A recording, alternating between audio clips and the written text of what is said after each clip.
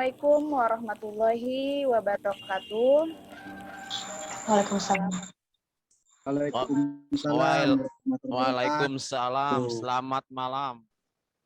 Selamat malam, Bapak. Salam sehat dan salam sejahtera. Saya ucapkan selamat malam dan selamat bergabung para peserta webinar dan para narasumber dalam forum diskusi hukum bersama media. Nah, saya sangat antusias sekali dalam acara ini. Perkenalkan, saya Analisa SE yang pada hari ini Bapak Ibu.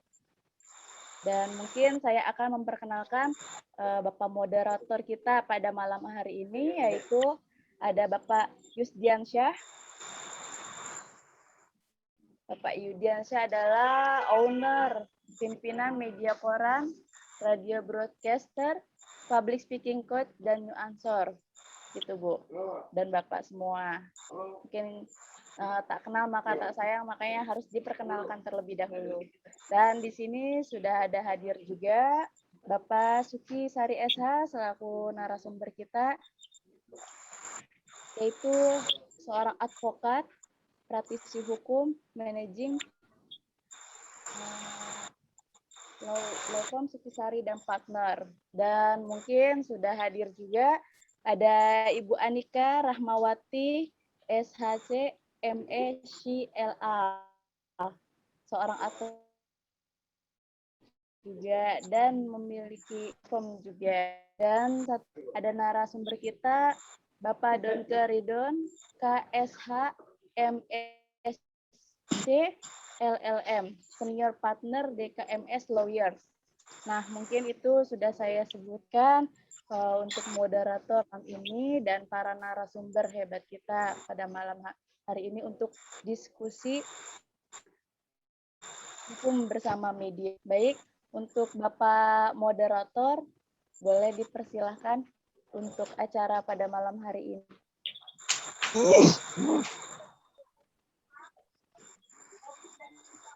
Boleh Bapak Bapak Yus? Pak Yus dia.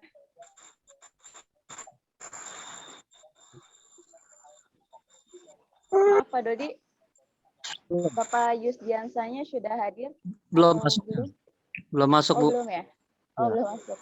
Baik, kita masih menunggu ya Bapak Ibu ya. Kita sambil menunggu Pak Yus hadir. Dimulai ini. Pembicara pertama aja, Bu. Oh, baik. Baik, untuk pembicara pertama boleh untuk dibuka oleh Ibu Anika Rahmawati SH. Saya persilahkan Ibu. Terima kasih Ibu Analisa. Selamat malam. Assalamualaikum warahmatullahi wabarakatuh. Sebelumnya saya ucapkan terima kasih untuk media CEO Group telah menginisiasi webinar ini. Dan tidak lupa juga salam kenal dan terima kasih kepada semua kawan jurnalis.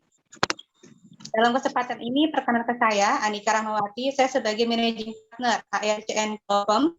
Sebelum aktif menjadi praktisi, saya juga sebagai jurnalis pada media pengawasan hukum dan bisnis pada salah satu surat kabar. Dan sampai saat ini saya masih aktif menulis seputar perkara yang saya tangani, yang saya buat menjadi sebuah novel. Dan saya telah mengikuti beberapa pelatihan bersertifikat seperti pelatihan trainer negosiator, kemudian pelatihan mediator non-hakim yang terakreditasi Mahkamah Agung, dan pelatihan mediator auditor hukum. Dan masih banyak lagi pelatihan lainnya. Nah, pada webinar ini, topik yang akan saya bahas adalah mengenai proses mediasi pada kasus ketenagakerjaan dengan penyelesaian perkara baik litigasi dan atau non-litigasi. Khususnya terhadap perkara perselisihan hubungan industrial yang marak terjadi selama pandemi COVID-19. Saya sebagai advokat sangat mengapresiasi kawan-kawan advokat yang masih bergelut dalam perkara ketenagakerjaan, yang dimana kita ketahui prosesnya sangat lama dan tidak efisiensi, mengingat pekerja sudah tidak lagi bekerja, dan apabila menempuh proses persidangan, tidak menjamin keadilan bagi pekerja itu sendiri. Nah, mengapa saya katakan? Sedikit saya jelaskan, untuk dapat menyelesaikan kasus ketenagakerjaan, kita harus melewati beberapa proses.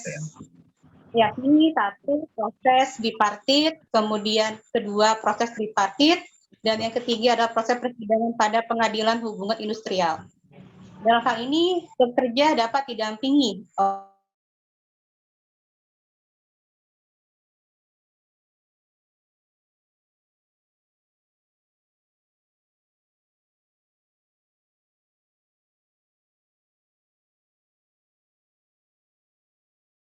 bipartit tidak mencapai kesepakatan.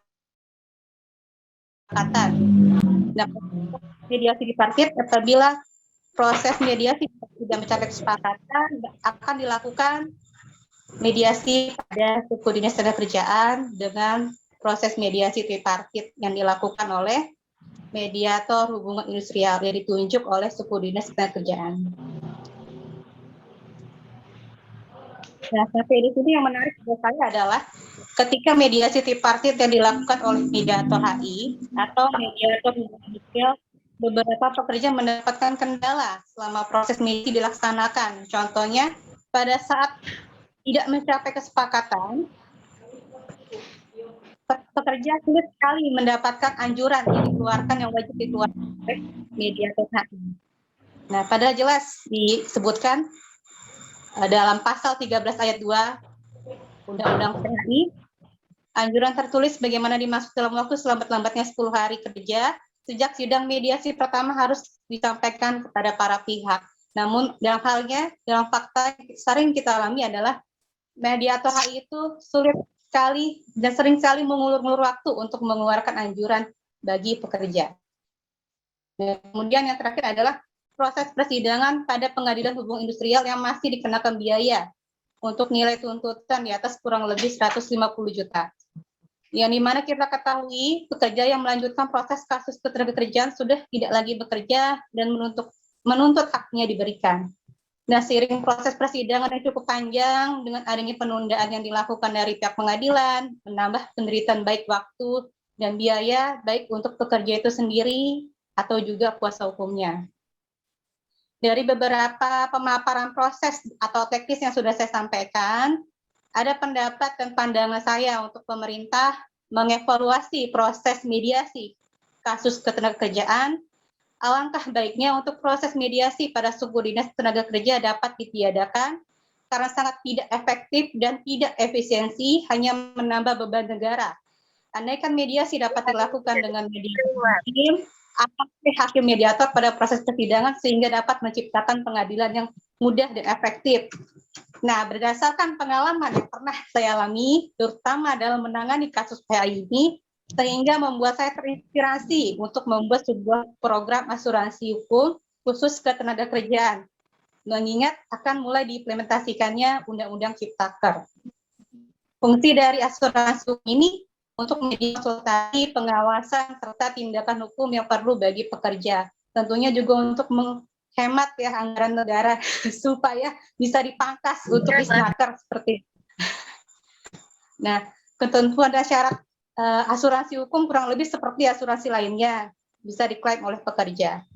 Untuk sementara untuk pembahasan topiknya proses mediasi ini, kurang lebihnya seperti itu. Apabila ada kekurangan, mohon dikoreksi. Dan mungkin dari Bapak atau Ibu ada yang mau ditambahkan, boleh silakan. Terima kasih. Waalaikumsalam warahmatullahi wabarakatuh. Cukup menarik, Bu Anika Rahmawati SH. Terima kasih banyak Ibu atas pemaparannya tadi. Mungkin ada yang mau bertanya, silakan mikrofonnya silakan dibuka agar lebih jelas lagi gitu kan. Mungkin ada yang mau dipertanyakan, silahkan untuk para rekan-rekan media. Boleh Pak Saifuddin, Pak Berlin, mau ditanyakan kepada Bu Anika. Ya, mungkin untuk Bapak Sukisari yang lagi masih nyetir, berhati-hati Pak. Terima kasih Bu. Iya. Mungkin ada Pak Aras dari Konawe Utara. Wah, luar biasa, jauh sekali ya Pak. Ada Pak Yudi, ya boleh dipertanyakan. Silakan Bapak. Bapak Aras, silakan Pak. Assalamualaikum warahmatullahi wabarakatuh. Waalaikumsalam warahmatullahi wabarakatuh.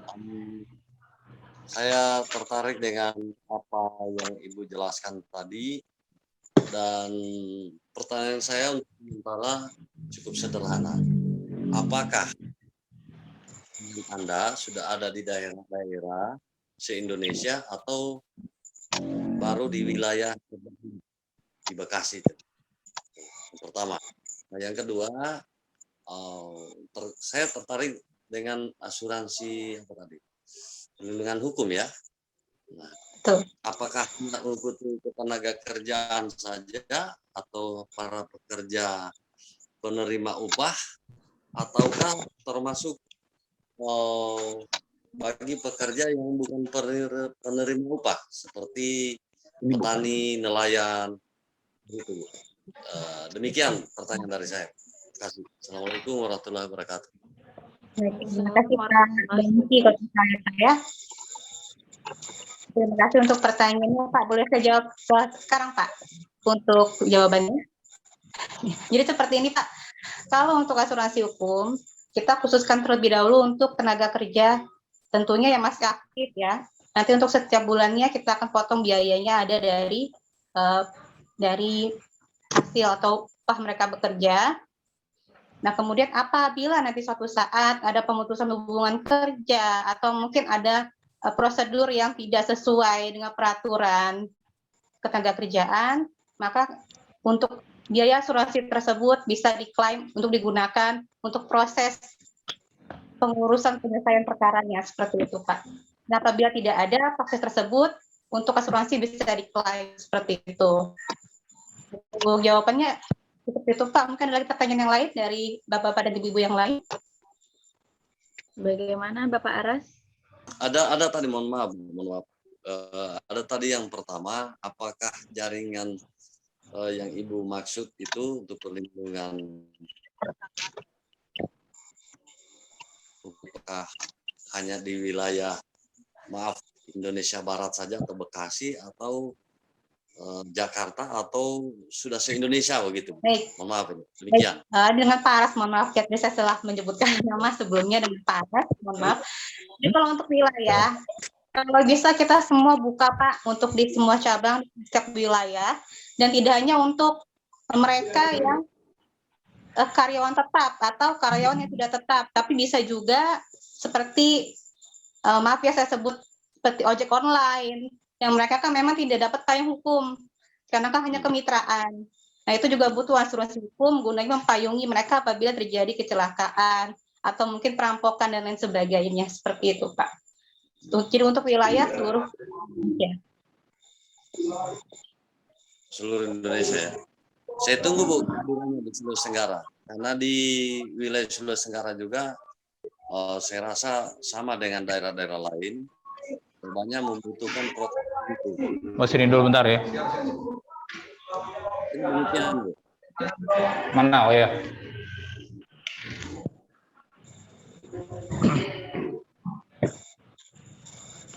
Baik, Pak Aras, cukup atau bagaimana? Oke, mantap untuk sementara. Ya. Terima kasih Bu Ana. Itu aja Pak. Sudah jelas Pak Aras, baik. Nah, di sini sudah ada Pak Yudiansa selaku moderator kita pada malam hari ini. Baik, saya serahkan acara ini pada Pak Yusdiansyah, Pak. Silakan Pak. Enggak apa-apa, padahal dilanjut saja. Mohon maaf, saya memang baru bergabung karena masih ada tugas barusan. Ya mudah-mudahan teman-teman semuanya diberikan kesehatan. Amin. Ya, dan alhamdulillah bisa bergabung juga malam hari ini untuk mengikuti webinar. Ya, narasumber kita sudah hadir ya, sudah menyampaikan materi. Ya, mungkin Ibu Andika Rahmawati SH sudah memberikan sudah memberikan pemaparan. Mungkin ada dilanjut lagi narasumber yang lainnya, ada Pak Sukisari. Yusdiansyah. Ya, silakan Pak Sukisari ya akan memberikan materi pada malam hari ini. Memang topiknya juga cukup menarik, yang ini terkait dengan hukum, ya, media dan aspek hukum biasanya, karena belakangan ini juga sangat gencar nih kaitan media dan juga karya jurnalistik dengan hukum, ya. Ada beberapa waktu yang lalu juga sempat viral yang mengenai karya jurnalistik yang bersentuhan dengan hukum. Nah, mungkin para narasumber di sini bisa memberikan pemaparan dan juga pencerahan nih untuk rekan-rekan, terutama rekan-rekan media terkait dengan aspek hukum di dalam sebuah media dalam kaitannya baik itu dengan pemberitaan ya maupun juga dengan perusahaan medianya. Mungkin untuk narasumber kita yang kedua bisa disampaikan sedikit terkait dengan hal tersebut ya, kemudian juga nanti rekan-rekan tentunya akan bisa berdiskusi juga dengan para narasumber. Silakan untuk narasumber kita yang kedua ya, Bu Analisa, boleh ini kita berikan waktu dan kesempatan. Baik, silakan Bapak Sutisari SH.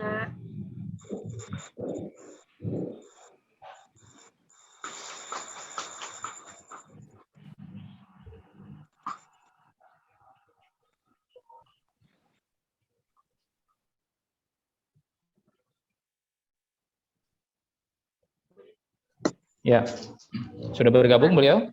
Apabila belum mungkin bisa dilanjutkan tadi narasumber kita yang pertama sampai kita nantikan bisa tersambung dengan oke, kita kembali terhubung.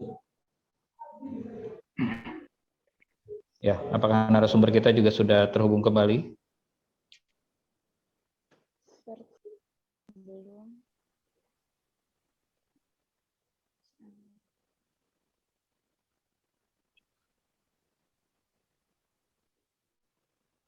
Ya, iya, masih kita nantikan ya untuk kembali bergabung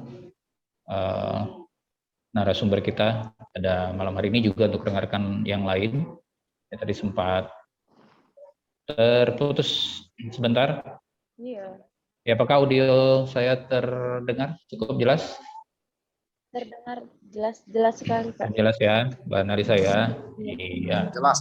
Nanti sebentar kita bisa lanjutkan kembali webinar kita yang memang cukup menarik sebetulnya untuk pembahasan kita malam hari ini karena terkait dengan aspek hukum ya di dalam kegiatan media itu sendiri gitu. Ini hal yang sangat krusial, yang sangat penting karena memang profesi sebagai jurnalis ataupun juga media ini sepertinya memang sangat dan wajib harus juga dibekali dengan pengetahuan hukum yang cukup mumpuni.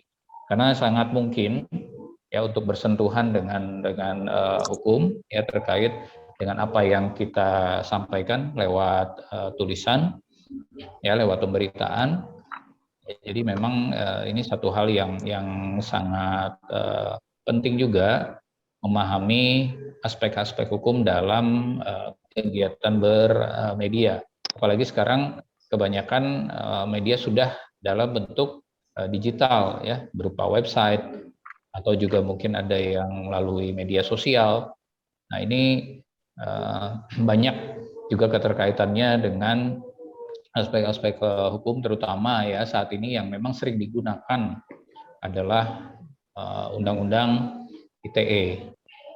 Ya, ini yang katakanlah masih menjadi satu hal yang sering ya digunakan untuk menjerat ya para jurnalis dan juga media apabila kita tidak memahami aspek-aspek hukumnya ya seperti itu. Nah mungkin ya abang kita Bang Sukisari sudah bergabung. Selamat malam Abang Da. Selamat malam Mas Yus dan hostnya dan juga rekan-rekan advokat yang lain dan juga peserta. Dari tadi saya bicara terputus ya rupanya ya. Iya, Ya, terputus putus, sebentar. Pak. Iya. Oke, Silakan bisa oke, saya dilanjutkan, ulangi. Abang Da. Ya, siap. Saya ulangi ya. Mungkin saya akan Baik, Pak. membahas mengenai penulisan berita, khususnya berita hukum ya. Kadang-kadang rekan-rekan menulis itu kurang jelas. Kemarin ada salah satu lawyer menggugat dan menang, beritanya itu nggak jelas. Tidak dicantumkan perkara nomor berapa, kemudian apa yang digugat, perbuatan melawan hukum atau wan prestasi, itu nggak jelas. Di sana hanya dicantumkan bahwa dia menang dan juga salah satu asuransi harus membayar dia. Selesai. Nah, kadang-kadang teman-teman media lupa hukum Kipling ya. Semua orang tahu, kalau yang pernah belajar jurnalis pasti mengenal lah ya metode Kipling, yaitu 5W 1H. Ya, terdiri dari words, apa yang terjadi, ya kan? Apa yang terjadi, wan prestasi atau perbuatan melawan hukum. Kemudian who, siapa, penggugatnya siapa, tergugatnya siapa, ya kan, hakimnya siapa, majelis hakimnya, PP-nya siapa gitu. Itu nggak jelas, ya kan. Makanya harus dicantumkan why, mengapa itu terjadi, ya kan. Kemudian kapan peristiwanya, bukan hanya gugatannya kapan, tapi peristiwa hukumnya itu kapan terjadinya. Misalnya terjadinya setahun yang lalu ketika ngajukan gugatan dicairkan, nggak cair, ya kan. Bagaimana terjadinya peristiwa itu? Nah, itu harus dijelaskan. Dengan demikian, pembaca juga jelas memahami dan mencernanya. Kemudian rekan-rekan pers juga tidak perlu khawatir karena ada sekarang namanya SKB Undang-Undang ITE ya. Jadi sudah ada tuh SKB ya, surat keputusan bersama antara Kemenkominfo, Kapolri dan Kejaksaan Agung. Di mana kalau di dalam pedoman implementasi itu dikatakan untuk pasal 27 ayat 3 mengenai pencemaran nama baik, itu huruf L-nya itu dikatakan untuk pemberitaan di internet yang dilakukan institusi pers yang merupakan kerja jurnalistik yang sesuai dengan Undang-Undang Pers nomor 40 tahun 99 itu, diberlakukan mekanismenya tentang pers sebagai lex spesialis, bukan langsung kena pasal 27 ayat 3 Undang-Undang ITE. Kasus terkait pers itu perlu melibatkan Dewan Pers dulu, ya, untuk diperiksa dulu oleh Dewan Pers apakah itu pidana atau bukan. Tidak seperti yang sekarang langsung dilaporin, langsung kena pidana, ya. Tetapi kalau wartawannya sendiri atas nama pribadi, nah, kalau terjadi pencemaran nama baik, ya, akan diproses sesuai dengan Undang-Undang ITE pasal 27 ayat 3. Oleh karena itu, saya mengharapkan teman-teman wartawan, ya, teman-teman media, penulis juga menarik, singkat, ringkas, padat isinya, memakai kaidah bahasa Indonesia yang baik, sehingga itu juga menarik pembaca untuk membacanya. Tidak terlalu panjang, tapi memenuhi ketentuan prinsip hukum tadi, 5W 1H. Ya. Demikian yang saya sampaikan, mungkin teman-teman media atau bisa bertanya atau saran lebih lanjut. Terima kasih banyak. Selamat malam.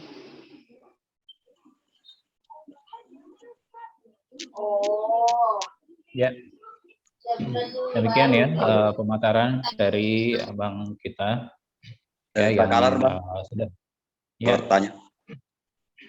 Ya, silakan. Untuk yang lain pada saat narasumber maupun juga peserta tengah memberikan pertanyaan dan dialog, mohon untuk audionya bisa di-mute terlebih dahulu ya supaya audio kita tidak terganggu. Oke, silakan Abang dah. Ya, begini Bang ya. Sebagaimana yang dikatakan narasumber tadi, Bapak, memang kita Indonesia kan istilah kita kan ini kan pers dilindungi undang-undang juga. Tapi sekarang mungkin karena ada bisnis, mungkin karena ini, tapi kan sebenarnya kan harus dilindungi undang-undang. Kita kan mengacu Undang-Undang nomor 40 tahun 99. Kalau menurut saya, Bang. Tapi sebenarnya kita juga tahu, kita insan pers ini ada etika, kode etik, gitu. Bagaimana tadi dikatakan Bapak narasumber mengatakan benar. Tapi sekarang ini kalang kabut kita punya. Kalau saya bisa prediksikan, kalau insan pers sekarang agak lemah. Begitu, Bang. Iya. Mungkin karena kekuatan tidak ada pelatihan atau bagaimana. Saya bertanya, apakah memang pers itu dilindungi undang-undang atau tidak? Karena banyak kejadian sekarang pemberitaan yang begini, praduga tak bersalah, begini. Itu kekuatan pers, saya mau katakan. Apa kita benar-benar dilindungi di undang-undang atau tidak? Begitu, Bang. Oke, ya. Cukup, Bang. Ya, nanti kita akan coba nantikan jawabannya. Intinya tadi, apakah memang benar jurnalis ini dilindungi oleh undang-undang ya. Memang kita jelas sudah mempunyai Undang-Undang Pers nomor 40 tahun 1999. Tapi kan apakah memang implementasinya sudah sesuai seperti itu? Atau mungkin juga sedikit tambahan pertanyaan untuk narasumber kita pada malam hari ini terkait membedakan produk jurnalistik dengan produk non jurnalistik. Ya, apakah yang dimaksud dengan produk jurnalistik itu adalah sebuah karya yang memang dituangkan atau disampaikan melalui web ya atau media elektronik resmi di perusahaan media, ataukah ada tambahan lain nih yang disebut dengan produk jurnalistik tersebut ya, dan kemudian untuk menyikapi antara produk jurnalistik dan juga bukan non produk jurnalistik ini seperti apa dengan kaitannya tadi, seperti itu. Mungkin bisa dijawab terlebih dahulu sebelum nanti kita memberikan kesempatan kembali kepada peserta untuk menyampaikan pertanyaan kembali, ya. Ya. Jadi begini, Pak Layar kita, ya silakan. dengan adanya SKB Undang-Undang ITE itu sudah berlaku sejak 23 Juni 2021. Mungkin sebelumnya terjadi, tapi sekarang semua laporan mengenai pasal 27 ayat 3 sudah tidak bisa lagi langsung serta-merta diterima. Apabila tetap diterima ya tinggal laporkan ke Propam aja atau Paminal, ya. Karena semuanya juga sudah tahu bahwa sudah berlaku sejak 23 Juni 2021. Apabila sampai pun misalnya bergulir, tetap hakim akan memutuskan tidak bersalah. Kenapa? Karena di dalam hukum ada namanya asas 2 ayat 2, ya. Ketika seseorang itu didakwa atau diadili, ada ketentuan baru, dia berhak menggunakan ketentuan baru itu, yaitu SKB Undang-Undang ITE ini yang 23 Juni 2021 sudah berlaku. Di mana di sini ditentukan untuk karya jurnalistik tidak bisa lain-lain dipidana kalau atas nama institusi pers. Makanya sebaiknya walaupun media online terdaftar secara resmi sehingga itu ada institusi pers gitu. Ya, itu yang bisa kami sampaikan. Kecuali dia tulis pribadi, nah itu termasuk opini atau apa. Nah, opini pun juga diatur bahwa opini itu bukan merupakan suatu pidana. Karena di dalam SKB Undang-Undang ITE juga diatur bahwa suatu pendapat, opini itu bukan pidana, tidak bisa dipidanakan. Ya. Jadi sejak 23 Juni, kecuali yang lalu-lalu pun harus bisa dibuktikan dulu baru boleh diajukan lebih lanjut. Ya itu yang saya bisa sampaikan. Terima kasih. Oke, ya, terima kasih. Sudah cukup penjelasannya ya, Abang Dah. Untuk yang lainnya, silakan, mungkin masih ada yang ingin ditanyakan kepada narasumber kita pada malam hari ini, ya, terkait dengan aspek hukum ya dalam pemberitaan, kemudian juga dalam kaitannya dengan perusahaan media. Ya, tadi sudah disampaikan memang bahwa sekarang ini tidak bisa serta-merta sebuah karya jurnalistik, walaupun itu bersifat opini tadi, itu langsung dijerat dengan Undang-Undang ITE ya pada saat itu disampaikan melalui perusahaan media ya atau media yang resmi seperti itu. Walaupun memang saat ini kebetulan ya, sangat kebetulan juga bahwa belakangan hari ini kan jagat medsos ini ramai ya dengan pemberitaan mengenai salah satu institusi penegak hukum yang dianggap oleh masyarakat belum terlalu memuaskan atau belum perform gitu. Dan itu pun dipicu oleh sebuah karya jurnalistik dari rekan-rekan media ya, dari hasil investigasi di mana disampaikan bahwa pihak aparat penegak hukum belum yang melaksanakan tugasnya secara maksimal, dan ini menimbulkan satu polemik juga ya. Kemarin sempat trending dengan tagar-tagar gitu ya, menyoroti terutama aparat kepolisian gitu ya, dan kemudian ini juga disambungkan juga dengan berbagai macam artikel ya di media massa yang menyoroti kinerja dari aparat. Nah, ini masih banyak juga kekhawatiran dari masyarakat, khususnya juga bagi para insan pers ya. Ini bagaimana nih cara kita menyampaikan sebuah berita ya, sebuah opini juga dari masyarakat, dan kita buat dalam bentuk sebuah karya jurnalistik, tapi ini tidak bisa atau jangan sampai terjerat dengan Undang-Undang ITE.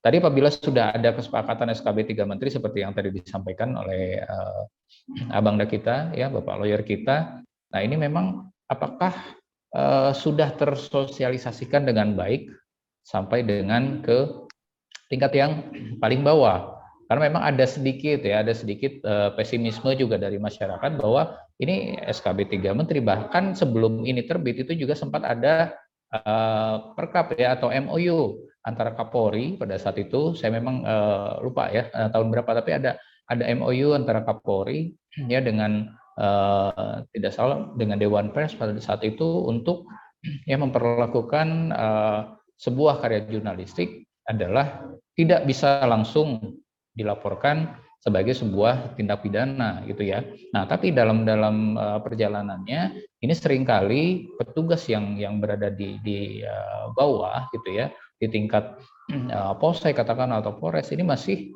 belum memahami perkap atau MOU dengan Kapolri tersebut, dan sekarang SKB ini juga sudah timbul. Apakah sosialisasinya sudah cukup memadai untuk seluruh aparat penegak hukum? Pertanyaannya juga seperti itu mungkin ya.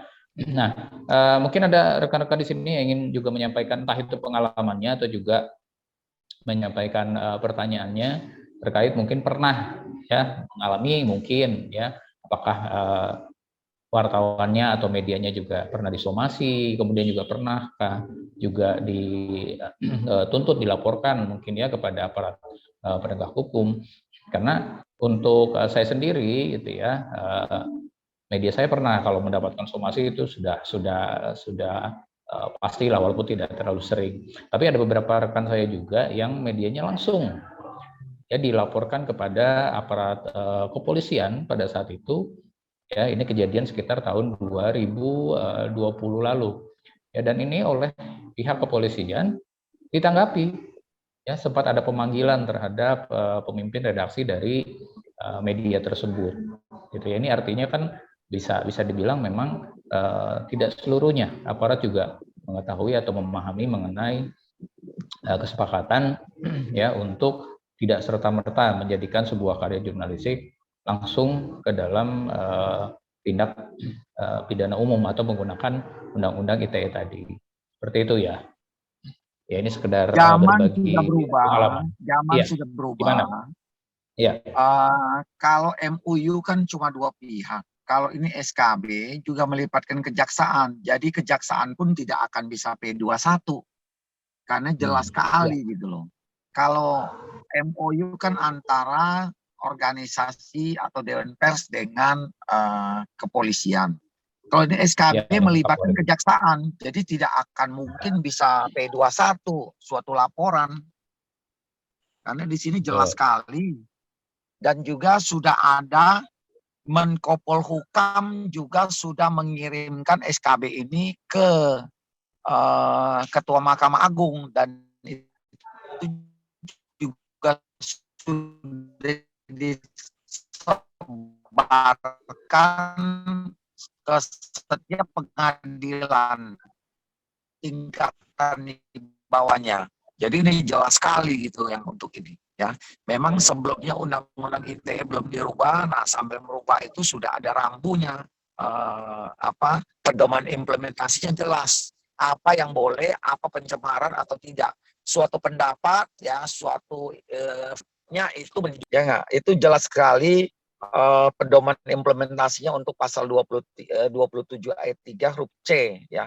Bukan delik yang berkaitan dengan muatan penghinaan dalam pasal 27 ayat 3 Undang-Undang ITE jika muatan atau konten yang ditransmisikan, didiskusikan dan dapat hasil evaluasi atau sebuah kenyataan. Jadi ada 4 poin tuh dengar.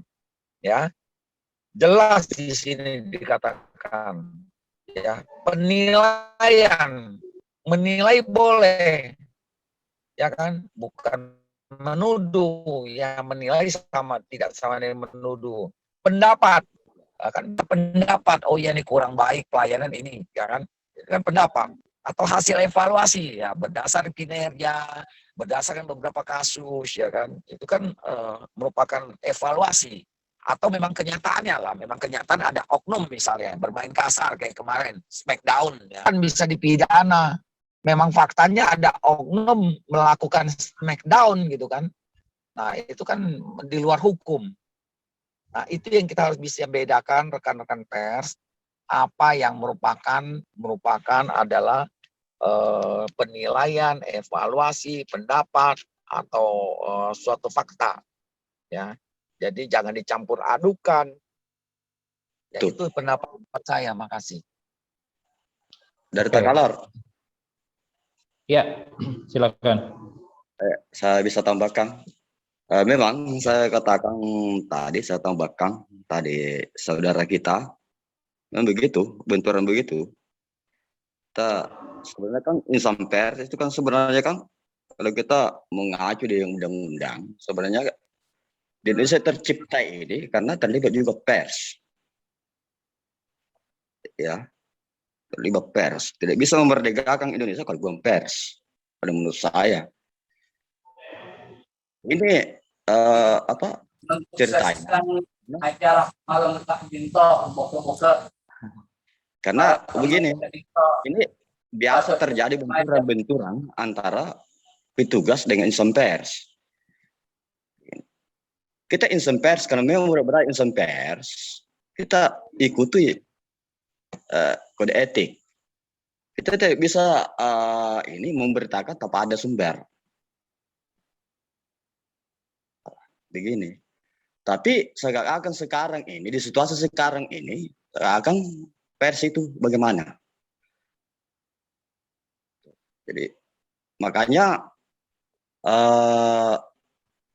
sekarang ini Dewan Pers bagaimana di bawah ini kita semua bagaimana kita bisa dilindungi undang-undang MU dengan Kapolri itu bukan istilahnya kita mau ini tapi kan ada atasan itu. Tapi bagaimana kekuatan hukum pers itu, Dewan Pers dengan Kapolri, Presiden, apa di situ. Oke. Hanya agak-agak lemah, saya katakan sekarang satu sekarang. Ya. Tapi kita tahu Ya. juga, kita tidak bisa memberitakan tanpa ada sumber. Tapi sekarang ranah hukum terbentur antara insan pers. Jadi saya mau ini insan pers ini karena bisa selaras dengan yang di atas, bagaimana Dewan Pers gitu. Oke, siap. Oke, terima kasih.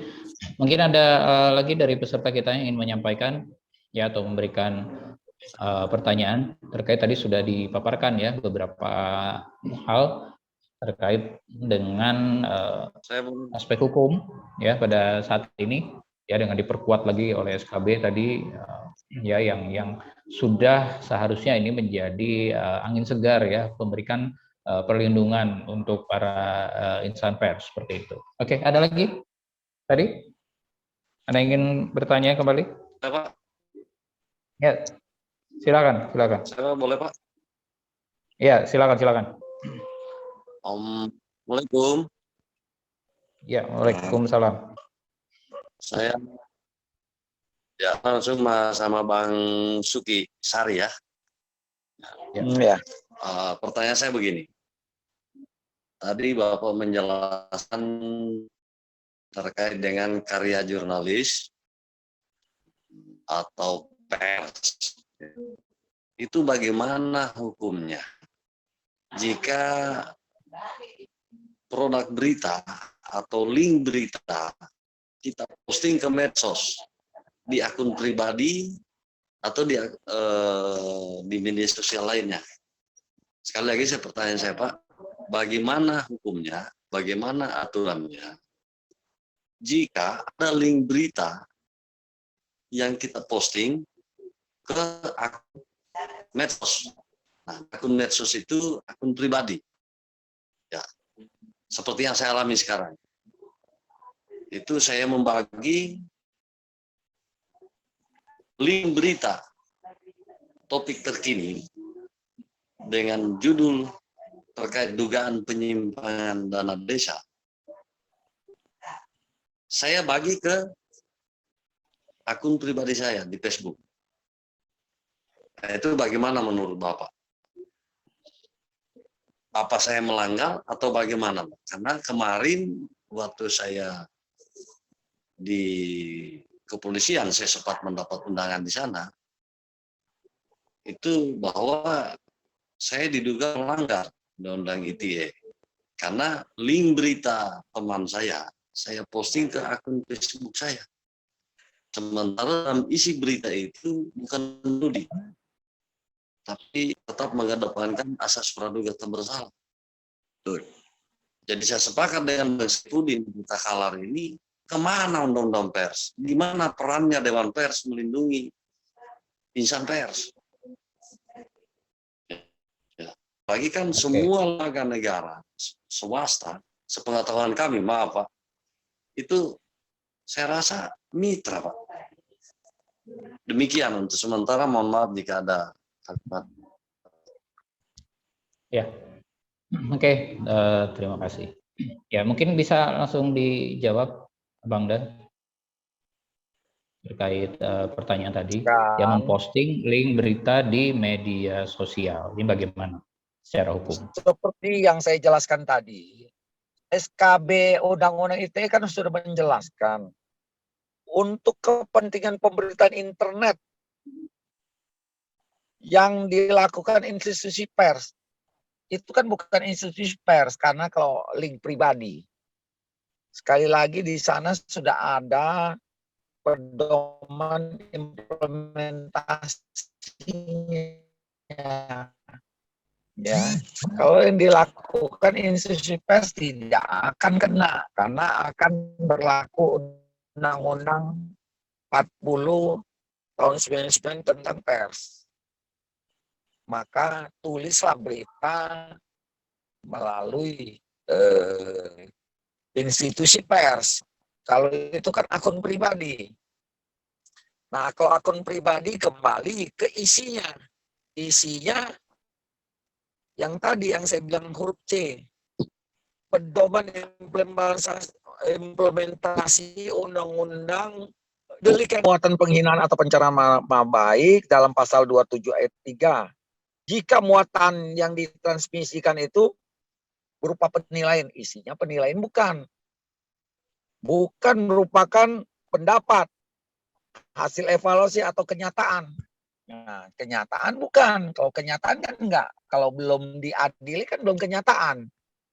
Oleh karena itu hati-hatilah. Kan sudah ada rambunya di sini. Ya. Tapi kalau misalnya link berita itu menyatakan bahwa diduga ya kepala desa ya melakukan korupsi anggaran misalnya. Nah, itu kan sudah menduga, ya kan? Kecuali di sana pendapat, oh iya, ya harusnya kalau anggaran bisa membangunnya terbesar, itu adalah pendapat. Berbeda kalau di si Anu kepala desa itu diduga melakukan ini. Nah, itu kan sudah bukan pendapat, sudah menduga atau menuduh.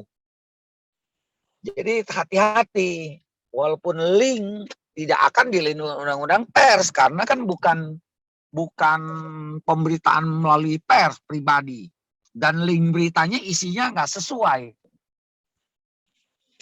Itu loh. Jadi rekan-rekan itu harus cerdas, ya. Makasih. Ya. Oke, sedikit Abang Da. Ini kan kalau kita melihat memang sekarang ini di masyarakat, apabila Abang juga memantau media sosial gitu ya, ini banyak sekali yang melampirkan link berita di akun media sosial pribadinya gitu ya, dan ini berbagai macam topik gitu, dari mulai berita yang landai-landai saja hingga ke berita kasus ya, tanpa disertakan opini dari si pemilik akun tersebut. Nah, apakah ini juga bisa tadi berubah gitu ya, bahwa si penyebar link ini bisa juga terkena undang-undang ITE tadi, bukan diperlakukan sebagai karya jurnalistik karena diposting di media secara pribadi. Karena kalau kita lihat kenyataannya sekarang, hampir setiap saat ini banyak masyarakat yang melampirkan link berita ya sebagai referensi mereka untuk mendapatkan informasi, dan sekaligus juga ada yang memberikan opininya. Ini bagaimana? Itu jelas bisa kena kalau bukan pers atau institusi pers. Kan pribadi bukan institusi pers, jadi tidak bisa berlaku Undang-Undang 40 tahun 99 tentang pers. Namanya juga pribadi. Itu satu. Kedua, walaupun yang disertakan ini memang itu adalah link dari web medianya, Bang. Oh iya, tetap bisa. Kenapa? Itu namanya turut serta. Ya kan? Medianya kena, ininya kena. Masalahnya kan dia kan belum tentu isinya benar, kecuali kita udah yakin isinya adalah tentang penilaian, ya kan? Tentang pendapat atau hasil evaluasi atau memang fakta, ya kan? Yang saya katakan loh. Ada oknum polisi ketika mahasiswa demo melakukan smackdown sehingga menyebabkan mahasiswa tersebut terluka atau pingsan. Itu kan fakta. Nah, itu nggak masalah. Tapi kalau mengatakan si X atau polisi X melakukan smackdown sehingga mati, itu kan nggak benar. Nggak ada yang mati kok. Ya. Fakta beda dengan sesuatu yang nggak benar.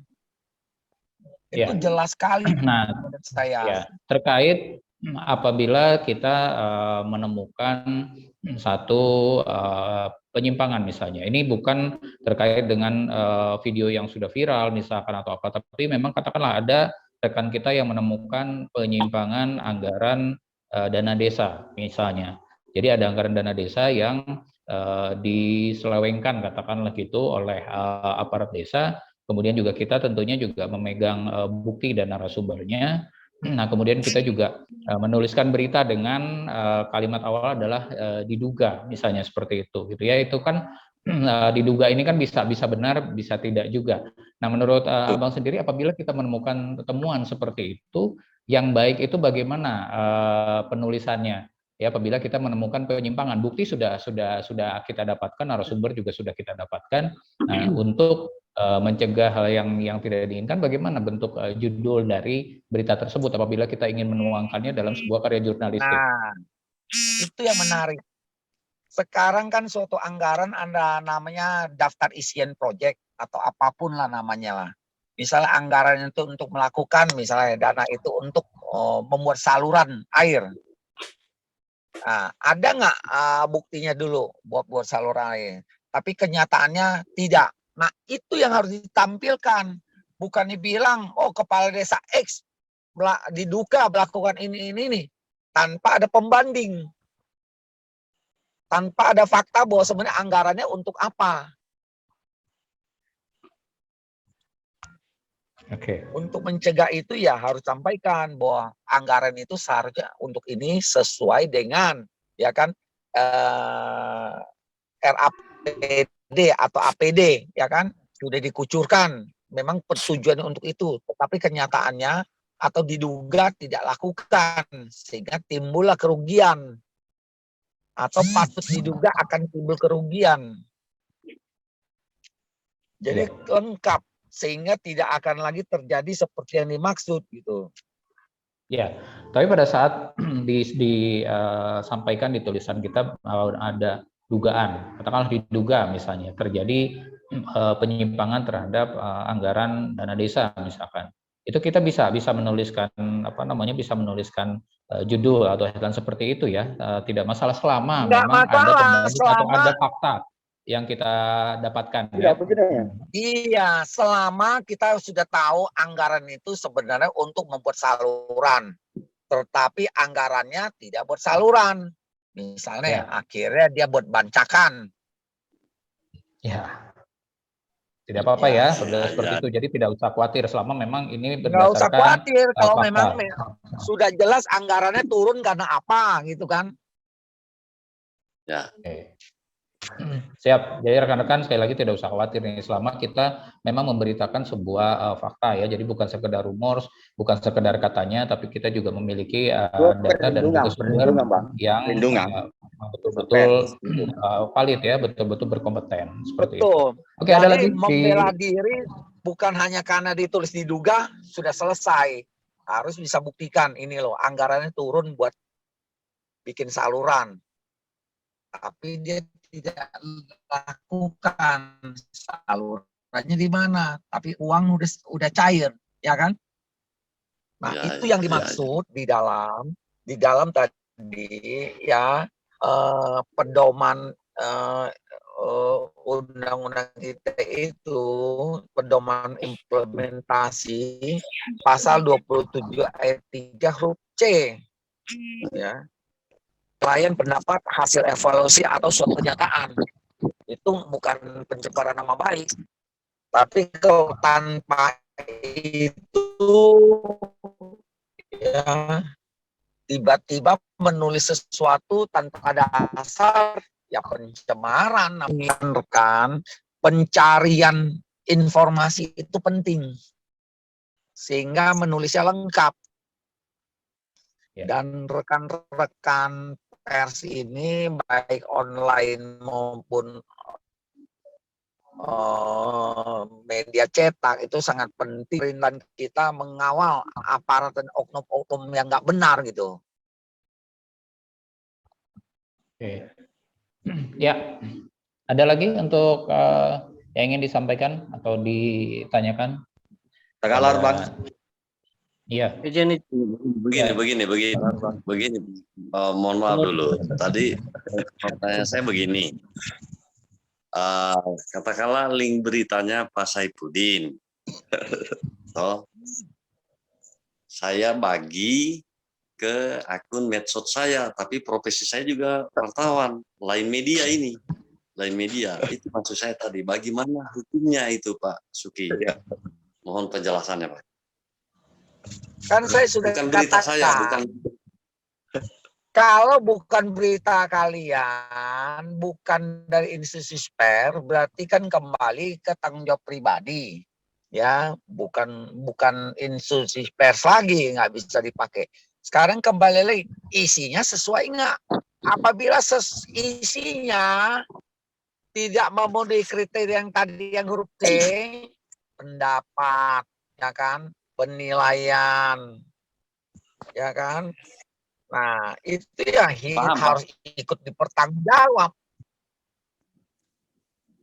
Ya, jadi kembali lagi kepada isi beritanya tadi, apakah memang ini bermuatan hal-hal yang sifatnya memang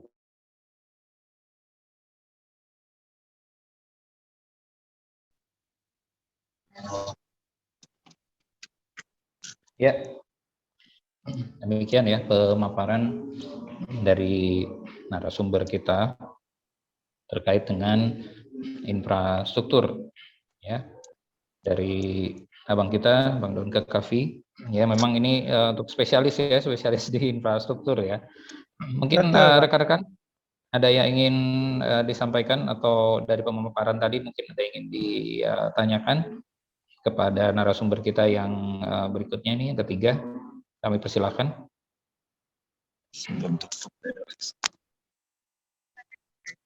Ya, apakah ada? Oke. Ya, sedikit saja, Abang, apakah ini juga berhubungan atau tidak? Tapi paling tidak kalau untuk rekan-rekan, saya menyoroti memang pembangunan infrastruktur di beberapa daerah yang pure biasanya menggunakan anggaran negara seperti APBD ya, baik itu APBD provinsi maupun juga APBD kota atau kabupaten ya yang terkait dengan infrastruktur. Ini pada saat kita menemukan adanya ya ketidaksesuaian proyek infrastruktur baik itu terkait dengan teknis pelaksanaan proyeknya ya, misalkan saja nih seharusnya volumenya sekian ya menggunakan bahan kualitas A misalnya, tapi mereka menggunakannya misalkan kualitas B atau misalnya kualitas C gitu ya. Nah ini kan sebetulnya sudah menjadi tugas dari para jurnalis juga untuk sosial kontrol dan mengawasi proyek-proyek tersebut agar sesuai dengan spesifikasi yang ditentukan, karena ini biasanya menyangkut proyek-proyek yang cukup vital ya, seperti misalnya pembangunan jalan, kemudian juga jembatan, kemudian juga TPT misalnya seperti itu.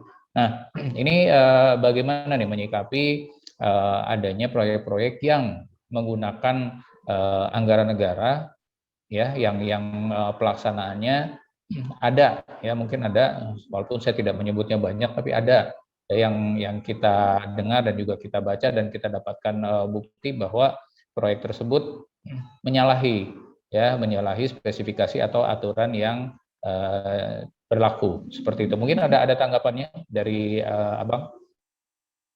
Ya, terima kasih. Justru itu sangat relevan sekali ya Bang ya, jadi memang monitoring and evaluation itu jadi di setiap pembangunan gitu ya ada semacam monitoring evaluation yang bisa dilakukan oleh ya konsultan pengawasnya gitu ya. Biasanya ada konsultan pengawas, dan yang paling sebetulnya yang paling powerful itu adalah stakeholder dari media. Nah, ini media ini untuk bagi para pelaku pembangunan itu bisa menjadi kawan dan juga bisa menjadi lawan, Bang. Jadi biasanya kalau misal bisa jadi kawan, bisa jadi lawan, bisa jadi kawan dan bisa jadi lawan tuh kalau misal tergantung posisinya kita gitu ya. Tergantung posisinya kita. Kadang-kadang kita kalau misalkan terlalu terbuka kepada media gitu, kadang bisa jadi backfire. Tapi kalau misalkan kita kalau misalkan proyek ini bagus dan proyek ini bisa memiliki nilai ekonominya tinggi ya, yang seperti proyek-proyek sosial gitu, proyek rumah sakit katakanlah, memberikan semacam kesehatan gratis gitu kepada masyarakat. Nah, itu media jadi kawan tuh kalau kayak gitu. Kalau proyek-proyek mangkrak itu media jadi lawan tuh kayak gitu. Jadi betul Bang, saya setuju bahwa harus ada mekanisme pengawasan sosial, dan itu harus ketat, dan saya rasa ini pers juga ya, insan-insan pers harus membentuk suatu keahlian-keahlian khusus, Bang. Keahlian-keahlian khusus untuk untuk mengawal ini gitu ya. Jadi dia harus mengerti bagaimana proyek itu berjalan, pembangunan di Indonesia itu berjalan, harus seperti apa. Itu tuh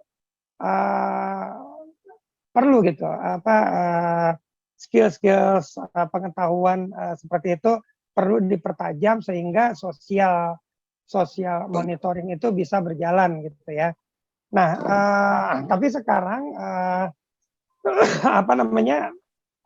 saya sedikit menyoroti bahwa kerjasama pemerintah badan usaha itu adalah merupakan suatu solusi gitu ya, di mana intinya adalah sharing risk ya, jadi pembagian risiko, di mana kalau misalkan di APBN gitu ya, untuk pembangunan infrastruktur APBN itu semua disiapkan oleh pemerintah. Jadi ketika swasta melakukan kesalahan gitu ya, dia akan selalu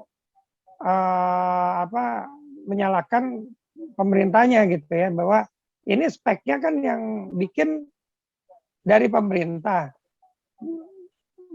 Berarti salahnya itu salah pemerintah gitu. Nah, kalau misalkan kalau di KPBU adalah performance based, di mana pemerintah menginginkan sesuatu hal yang ini, dan yang membuat bill of quantity, desain, semua itu adalah swasta. Jadi kalau misalkan ada risiko desain, risiko konstruksi, dan menyebabkan permasalahan konstruksi atau permasalahan sosial, itu pemerintah bisa langsung menyalahkan swastanya. Jadi, dan itu adalah risiko harus ditanggung oleh swasta gitu. Nah, risiko yang ditanggung oleh pemerintah itu apa? Hanya risiko politis, hanya risiko penggantian pergantian regulasi. Kalau misalkan ada regulasi yang diganti dan merugikan swasta, itu pemerintah harus intervensi di situ gitu. Jadi itulah bedanya. Sekarang tren pembangunan itu di-shift kepada swasta, karena risiko yang ditanggung itu kita alihkan ke swasta gitu. Jadi ya di samping itu peran media juga sekali lagi penting untuk ditingkatkan, dan insan-insan media juga harus memiliki ekspertis khusus untuk isu-isu spesifik gitu ya, seperti pembangunan infrastruktur ini. Saya rasa demikian Bang Yusdiansa. Iya, oke. Terima kasih. Ya, mungkin ada di sisa waktu kita ingin ditanyakan kembali kepada narasumber kita pada malam hari ini, ya. Mungkin bisa disampaikan. Mungkin ada kesempatan, Bang. Bukan pertanyaan, tapi menambah ya, sedikit. Langsung saja, Bang. Begini, kita ini kan insan pers kan kontroversial. Sebagaimana tadi kita katakan, memang tantangan untuk ke depan memang benar-benar kita harus hadapi. Jadi memang sebagai insan pers memang harus dituntut untuk berproses, karena eh, banyak tantangan untuk ke depan begini. Jadi harus memang kita ikut di kode etik. Untuk ke depan memang tentang tambah tahun tetap tentang makin bermunculan. Makanya saya katakan, kalau menurut saya, bagaimana insan pers untuk ke depan harus kuat, terutama organisasi, Bang. Organisasi itu, organisasi baik organisasi PWI, bagaimana untuk bisa mempayungi semua wartawan, baik di pusat, baik di daerah, itu. Mungkin itu tambahan, Bang. Oke. Terima kasih. Oke, terima kasih. Ya, sedikit juga nih saya ingin menanyakan ya kepada narasumber kita, Bang Dr. Kavi ya. Ini beberapa rekan dari media menemukan adanya ketidaksesuaian spesifikasi pembangunan gedung sekolah atau RKB, ya, ruang kelas baru di salah satu daerah, dari mana sumber anggarannya adalah APBD, ya. Yang ditemukan adalah dari mulai penggunaan bahan yang tidak menggunakan SNI di beberapa bagian yang sangat krusial, ya, kemudian juga penggunaan bahan bangunan juga yang di bawah spesifikasi seharusnya. Nah, pada saat kita mengkonfirmasi ya ke beberapa rekan juga dan kepada beberapa dinas, ini kabarnya memang ada SKB, ya. Saya lupa apa SKB-nya antara siapa saja waktu itu, hanya mengatakan bahwa ini untuk penyimpangan dalam hal spesifikasi itu tidak bisa dilakukan LP atau tidak bisa dipidanakan karena adanya SKB tadi. Jadi hanya bisa dilaporkan kepada dinas, di mana nanti si konsultan pengawas maupun juga kontraktornya ini akan diberikan sanksi, ya, berupa dia tidak akan lagi diberikan proyek untuk tahun berikutnya, ataupun juga bisa dengan pembongkaran dari proyek tersebut. Ini apakah memang seperti itu? Apakah yang terbaru memang ada ketentuan seperti itu, Bang, terkait dengan pembangunan infrastruktur di bidang pendidikan, khususnya sekolah ini? Iya, iya, Bang. Jadi untuk pembangunan infrastruktur pendidikan sekolah itu kita harus melihat peraturan perundang-undang di bidang pendidikan. Jadi spek apa aja untuk bangunan gedung gitu ya, itu untuk bangunan gedung pendidikan itu apa aja itu ada di peraturan Diknas gitu ya. Lalu untuk strukturnya dan bahan-bahannya itu kita harus cek peraturan PUPR. Nah, untuk biasanya untuk pengadaan-pengadaan yang didanai oleh APBN atau APBD itu semua harus sesuai bahan-bahannya harus pakai bahan-bahan dengan SNI gitu ya. Dengan esensi. Tapi memang ada pengecualian jika memang di tempat-tempat tertentu bahan-bahan yang sudah ada SNI-nya tidak kompatibel. Jadi kita juga harus cek SKB yang tadi. Terus terang saya belum lihat yang SKB demikian, dan kita juga harus cek ke dinasnya apakah benar demikian atau itu hanyalah ini semata dia ngeles semata gitu ya. Yang pasti kita negara hukum, kita harus cek peraturan perundang-undangan. Nah, saya rasa teman-teman kalau misalkan nanti mau menulis hal demikian, itu juga saya sarankan harus ada yang mengerti hukum, di mana sebelum menulis peraturan perundang-undangan yang terkait juga harus di-quote gitu ya, juga harus dicantumkan referensinya. Jadi kita tidak sembarang ngomong, tapi yang ngomong adalah peraturan perundang-undangan yang berlaku gitu. Nah, jadi saya rasa SKB itu mungkin ada, tapi kita harus dicek dan di legal ya, di hukum. Ingat ada prinsip presumption of innocent gitu ya. Jadi ada prinsip kita tidak boleh menganggap seseorang bersalah gitu ya tanpa membuktikannya gitu ya. Jadi saya rasa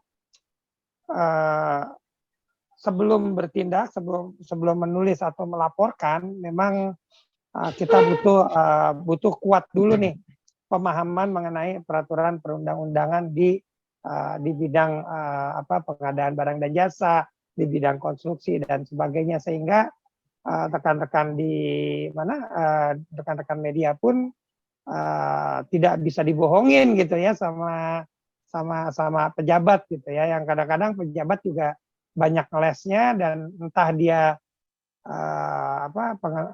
banyak juga dia nggak paham mengenai peraturan yang dia buat sendiri dan dia melanggar sendiri gitu. Jadi memang harus ada check and balance dari social control gitu. Saya rasa demikian.